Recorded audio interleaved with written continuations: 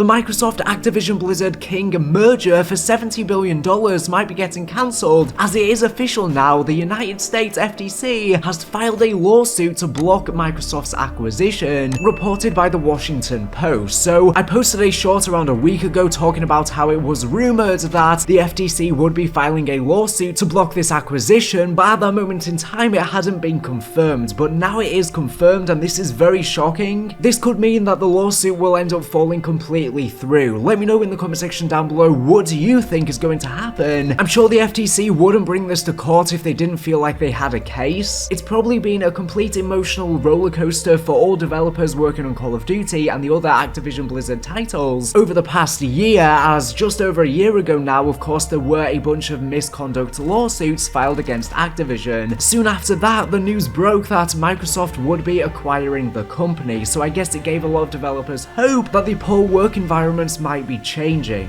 However, over the past year, it's been constant ups and downs with various different news about whether or not this lawsuit will go through, and it's probably been very stressful for developers not knowing exactly where and what their future holds at the company. The FTC has actually disclosed as to why they are planning to block the lawsuit, stating that it is because of how Microsoft handled the Bethesda acquisition, because they apparently said that they would be keeping games on multiple platforms, but they then changed their minds after and made them exclusive. They said Microsoft has already shown that it can and will withhold content from its gaming rivals. Today we seek to stop Microsoft from gaining control over a leading independent game studio and using it to harm competition in multiple dynamic and fast-growing gaming markets. Microsoft did actually meet with the FTC yesterday to try and smooth things over, but clearly that has failed since this lawsuit has ended up going through. Microsoft have responded to the lawsuit stating, "While we believed in giving peace a chance, we have complete confidence in our case and welcome the opportunity to present our case in court." So it seems like Microsoft are confident that they can beat the FTC in court and that this deal will go through. And as Charlie and Tel have stated, the biggest issue now is how long the court process will take for the FTC lawsuit. Microsoft and Activision have until June 2023 for the deal to close according to their contract, so if this lawsuit prolongs it, then the deal will have to be renegotiated unless it's already in the contract, but it's not likely to have been settled by then, meaning that it could be quite some time for this deal to go into effect if it does end up going through, that is. Of course, it could end up being entirely cancelled, but maybe this will just mean that Microsoft will have to make a bunch of gestures and contracts in order for the deal to go through. Following the news about the lawsuit, Activision Blizzard's stock price has been plummeting. Of course, over a year ago when all of the misconduct lawsuits were being filed, the stock price was collapsing in combination with the fact that Call of Duty Vanguard was underperforming in sales. But then the news about the Microsoft Activision Blizzard merger broke, which brought back the stock price to where it was previously. Ever since then, it's been gradually decreasing though, and following this news about the lawsuit, it'll probably keep on decreasing. Specifically, the FTC has stated, agency notes that Microsoft decided to make several of Bethesda's titles, including Starfield and Redfall, Microsoft exclusives, despite assurances it had given to European antitrust authorities that it had no incentive to withhold games from rival consoles. So I'm going to continue to further talk about this in a second, because there is a lot to talk about in terms of what this means for the future of Call of Duty and whether or not this lawsuit will go through. But before I get into all of that, I just have an awesome sponsored message to share for you.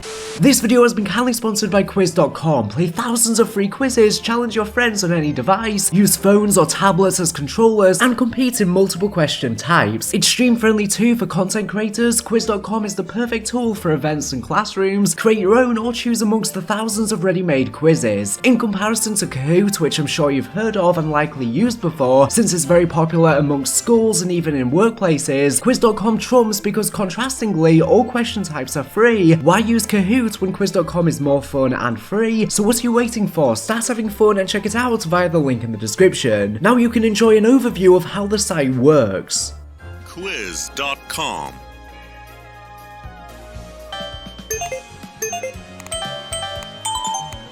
The year 2020.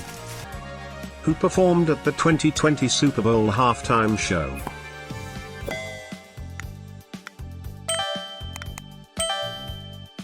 Shakira and Jennifer Lopez.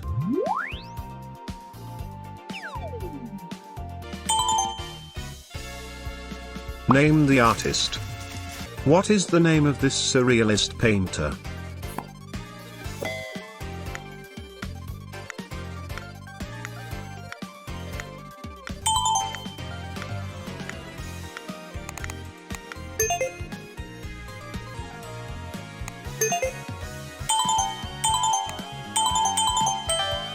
Australian landmarks. Where is this sports ground located?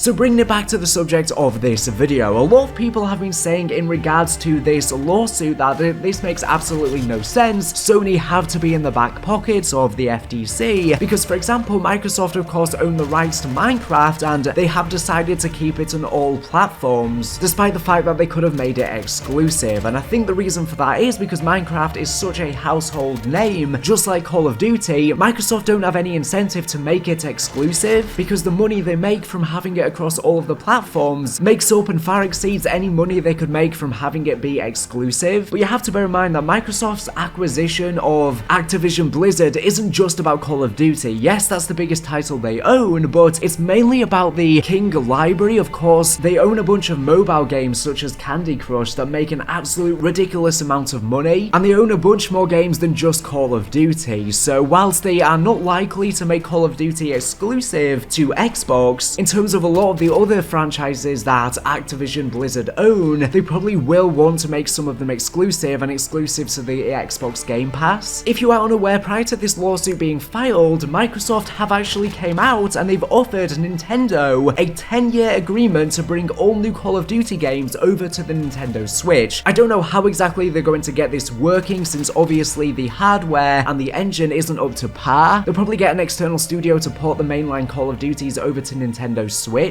but this could affect development of the main games. A lot of people were thinking that, considering Call of Duty is apparently now going to be coming to Nintendo Switch, that they might just port Warzone Mobile and Call of Duty Mobile over to Nintendo Switch, but according to their statement, they plan on bringing newer Call of Duty games, the main games, over to Switch, and they also are thinking about potentially bringing some of the older Call of Duties over to Switch too, but the Modern Warfare engine just isn't suited for Switch, so what this means is they'll have to optimize the engine and hardware to utilize for Switch unless they just do it via cloud gaming. Unless Nintendo Switch plan for an upgrade in the future with much better hardware. The thing is, Microsoft and Activision haven't just offered this 10-year Call of Duty deal to Nintendo, but they have offered it to Steam as well, to which Steam have declined, stating that Microsoft always uphold their deals and they don't want to lock them in a contract, which I guess is in contrast to what I was saying earlier about Bethesda, considering they didn't uphold their deal then. But Steam are saying that they are confident in Microsoft and don't have any issues with them. And Microsoft have also offered the 10-year deal for Sony too, to make sure that Call of Duty stays on PlayStation for 10 years, but Sony have been relentlessly declining this offer. 10 years is not good enough for them, which I guess doesn't really make any sense, because if they give them a full 10 years, then it allows Sony to have a full 10 years to try and create their own IP first-person shooter game to compete with Call of Duty that should, after the 10-year deal close, Microsoft want to make it exclusive, they could then have a backup plan, and this gives more than adequate enough time to do that. But once again, I don't think Microsoft want to make Call of Duty exclusive to Xbox. They'll probably have it on the Game Pass though, which would be a huge incentive to get an Xbox over a PlayStation, but I don't think they would stop having it on PlayStation just because there are so many consumers on the PlayStation platform. It doesn't make sense for Microsoft to alienate those players when they can make a bunch of money selling Call of Duty to them, more than they would by bringing exclusive players over to the Xbox platform. So yeah, Activision and Microsoft have been offering this deal to Sony. Sony just don't want any of it. It does seem like Sony care the most about Call of Duty regarding this deal. It's all they're talking about. Like I said earlier, Activision Blizzard isn't just Call of Duty. They have a bunch more, especially the mobile games with King, but Sony just care about Call of Duty, it seems. But in terms of the FTC, they care about what the other platforms are going to be thinking as well. So yeah, this is huge news. Of course, Sony are very hypocritical with what they've been saying since they try and get exclusives at every single opportunity, and apparently behind the scenes they've signed a bunch of contracts to purposefully stop certain games being on other platforms. So I don't know what to make of all of this. Personally, what I think is going to happen is that the FTC will simply force Microsoft to make more deals. Maybe they'll have to sign more contracts guaranteeing that all of the Activision Blizzard games remain on all platforms for 10 years and not just Call of Duty, and maybe then the deal can go through. In court though, I don't know what's going to happen. Both Microsoft and the FTC seem confident in their case, so we'll just have to wait and see what happens. In terms of the future of Call of Duty though, of course, Call of Duty is moving to a 2-year development cycle thanks to this potential Activision-Microsoft merger. But if this lawsuit prevents the acquisition, I don't know what's going to happen to that. I also don't know what's going to happen to Bobby Kotick. I honestly don't know if he's even going to leave the company regardless of whether Microsoft acquire the company or not. This whole situation just sucks, and especially for the developers who don't know what the future holds for them. I do think it would be good for the future of Call of Duty for Microsoft to acquire them. Of course, they have so much money and they can pump all of that into the Call of Duty franchise, expanding the universe and having more content for us fans to enjoy. I also think it would be really good for Call of Duty to be on Nintendo Switch since it sold so many devices. It doesn't make sense for Call of Duty to not tap into that market, and it doesn't make sense as to why they haven't had Call of Duty on Switch for so many years. Like I said before, they could have just put Call of Duty Mobile on it at least so that they have some kind of content, and it makes complete sense considering that the Switch is mobile too. Let me know in the comment section down below, what do you think is going to happen to the lawsuit? One thing's for sure, Sony's reputation has been ruined by them trying to block the suit, considering that they are massive hypocrites and a lot of people have been calling them out on social media. I do understand the FTC's case with the fact that Microsoft didn't uphold their deal with the previous Bethesda merger. I do think they'll keep Call of Duty on all platforms, but certainly those other IPs that Activision Blizzard own are worrisome, and that's what the FTC is probably going to be cracking down on. So like I said, maybe this will just mean that a bunch more contracts have to get signed to guarantee that a bunch of the Activision Blizzard IPs stay on all platforms, and only then will the FTC allow the merger to go through, considering the fact that they don't see it as being a huge monopoly, which I guess Microsoft already are. They've already eaten up a bunch of companies and they are a huge monopoly, but it might be seen as less of a monopoly than buying Activision Blizzard, even though this is pretty much the biggest deal of the past decade even, especially in the gaming scene. This is a huge company merger. But that's everything I wanted to talk about in this video. Thank you for watching the video, and make sure to subscribe if you're not here for the latest and greatest Call of Duty news and information. So anyways, thank you for watching, and